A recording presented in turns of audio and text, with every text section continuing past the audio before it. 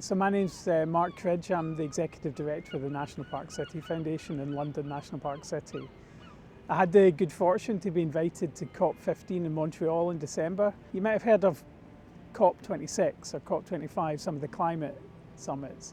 But COP15 is another set of parallel summits also run by the UN, and its focus is on biodiversity. And in Montreal, it was the second part of a delayed summit that was originally in Kunming in China, and obviously delayed because of the pandemic. I was invited along to speak at an event by ICLEI, which is an organisation that brings together local governments from all around the world.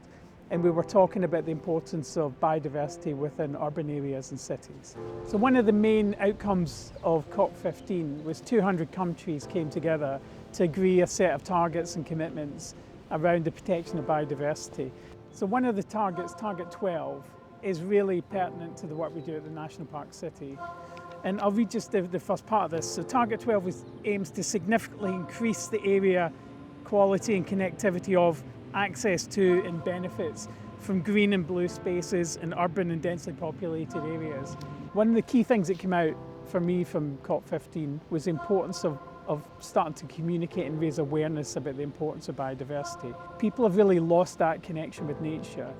And that's really at the heart of the climate biodiversity crisis, because if people don't understand the part of nature, it's very difficult to get them to take action in their day-to-day lives that might help increase biodiversity. So one of the key recommendations from the summit was the focus on enhancing communication, education and awareness in biodiversity, and really helping get this framework really taken up by actors to help achieve that effective implementation and behavioural change.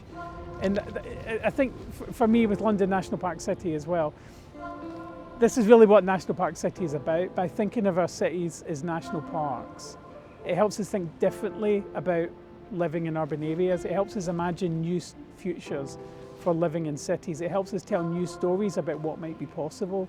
And we really need those new stories if we're going to move to new ways of living our lives day to day.